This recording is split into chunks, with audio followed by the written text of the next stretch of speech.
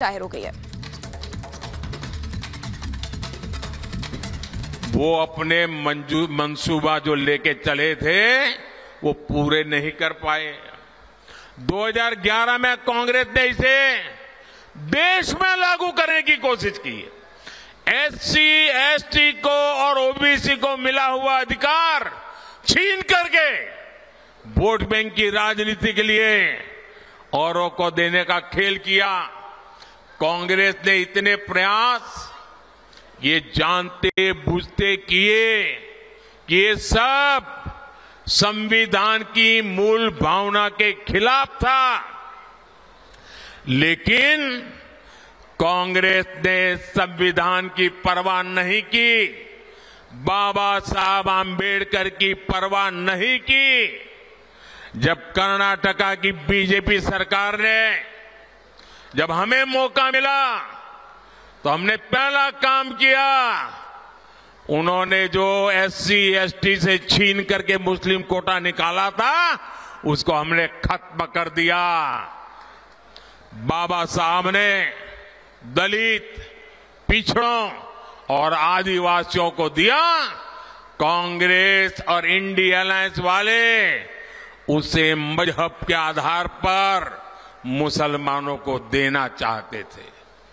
मैं कांग्रेस को पूछना चाहता हूं, क्या कांग्रेस ऐलान करेगी कि संविधान में दलितों, पिछड़ों के आरक्षण को, आदिवासियों के आरक्षण को कम करके वो इसे मुसलमानों को नहीं बांटेंगे?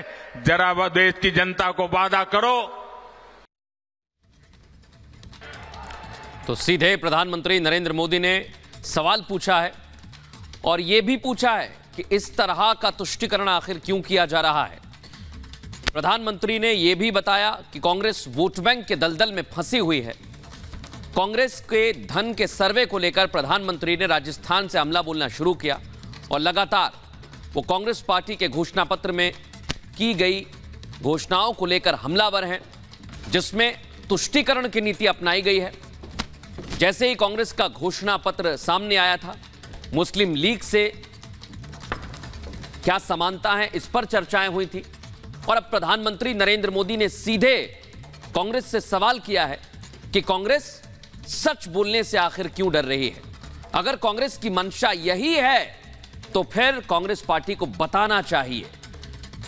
प्रधानमंत्री नरेंद्र मोदी ने देश की माताओं बहनों को संबोधित करते हुए यह भी कहा कि वो आपके आभूषणों को भी छीन लेंगी।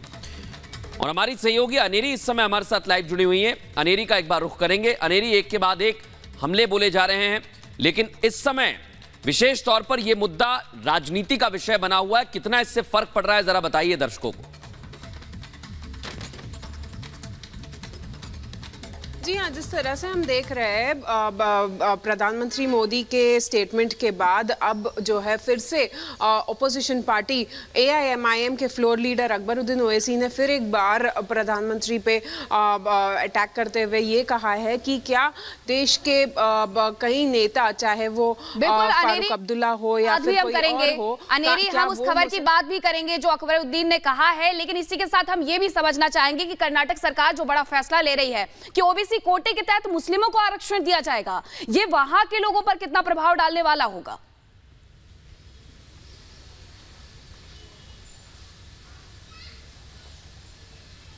जी हाँ, बिल्कुल।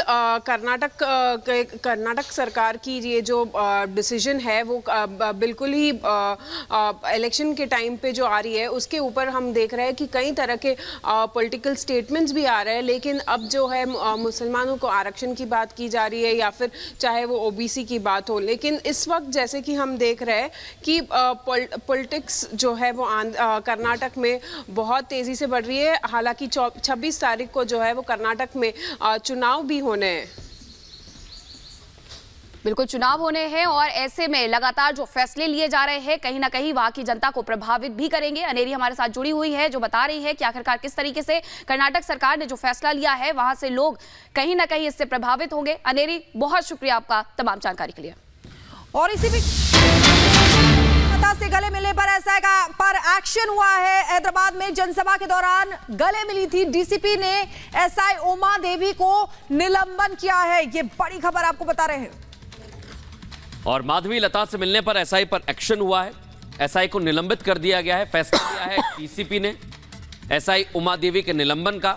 और बड़ी और अहम बात यही है कि चुनाव के दौरान इस तस्वीर को लेकर आपत्ति भी दर्ज कराई गई है और इसी को लेकर डीसीपी ने एक्शन लिया है। लेकिन हैदराबाद की ये रोचक सीट इसलिए क्योंकि यहां रोज एक मुद्दा उठ रहा है और दोनों तरफ से आरोप प्रत्यारोप का दौर भी।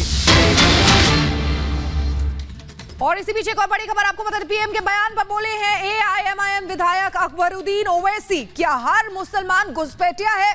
बीजेपी मुद्दों पर बात नहीं कर रही है, मुसलमानों को अलग करने की कोशिश कर रही है। यूसीसी से ज्यादा यूनिफॉर्म सोच की जरूरत है। ये देश जितना आपका है उतना मेरा है, ये अकबरुद्दीन ने कहा है। ये देश हम सबका है, अकबरुद्दीन ने ये कहा है।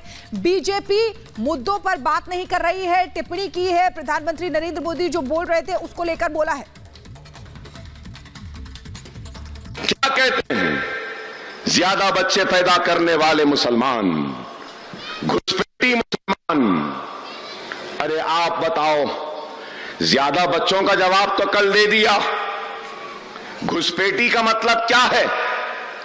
वजीर आजम हिंदुस्तान मिस्टर मोदी, मैं सवाल कर रहा हूं, तुमने मुसलमानों को घुसपैठी कहा, क्या हर मुसलमान घुसपैठी होता है? मैं पूछना चाहता हूं, क्या सारे मुसलमान घुसपैठी है? अगर घुसपैठी है तो मैं पूछना चाहता हूं, मौलाना अबुल कलाम आजाद भी क्या घुसपैठी थे? असद मदनी क्या घुसपैठी थे? क्या बिनात वाला घुसपैठी थे? क्या इब्राहिम सुलेमान सेठ घुसपैठी थे? क्या सुल्तान सलाउद्दीन ओवैसी क्या घुसपैठी थे?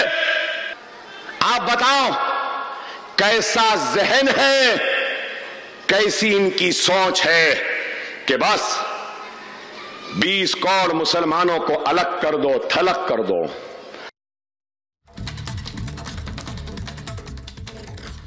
रॉबर्ट वाड्रा के समर्थन में पोस्टर लगे हुए हैं। अमेठी से यह खबर मिल रही है। रॉबर्ट वाड्रा ने पहले मांग उठाई थी और अब कांग्रेस के नेता भी मांग कर रहे हैं कि उन्हें उम्मीदवार बनाया जाए। हालांकि अभी तक अमेठी से किसी भी उम्मीदवार की घोषणा नहीं की गई है, लेकिन रॉबर्ट वाड्रा पहले जता चुके हैं, अपनी बात को वो कह चुके हैं और वो चाहते हैं कि वो यहां से चुनावी मैदान में। और इस बार उनके पोस्टर्स लगे हुए हैं अमेठी में।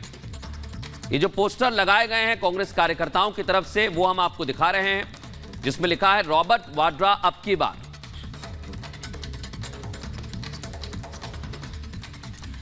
तो देखिए, ये बड़ी खबर आपको बताते हैं, रॉबर्ट वाड्रा के पोस्टर जो हैं वो आप देख पा रहे हैं। रॉबर्ट वाड्रा के समर्थन में अब पोस्टर लग रहे हैं। अमेठी के कांग्रेस नेताओं की मांग है कि रॉबर्ट वाड्रा को वहां पर मैदान में उतारा जाना चाहिए। तो ये देखिए किस तरीके से रॉबर्ट वाड्रा अब की बार, ये पोस्टर लगाया गया है। रॉबर्ट वाड्रा के समर्थन में अब कांग्रेस नेता आ रहे हैं अमेठी में। तो देखिए किस तरीके से मुकाबला जो है वो दिलचस्प होता जा रहा है। स्मृति ईरानी ने अब गांधी परिवार पर तंज कसा है। जगदीशपुर पर वाड्रा की नजर है। स्मृति ईरानी ने बड़ा हमला बोला है, लोग अपने जमीन और खेत के कागज छिपा लें, ये स्मृति ईरानी ने कहा है। आपको बता दें कि किस तरीके से बड़ा हमला उन्होंने राहुल गांधी पर बोला और इधर रॉबर्ट वाड्रा पर भी उन्होंने बड़ा हमला किया। उन्होंने कहा जगदीशपुर पर अब वाड्रा की नजर है, लोग जो हैं वो वहां पर अपने जमीन और खेत के कागज छुपा ले। आइए सुनते हैं क्या कहा।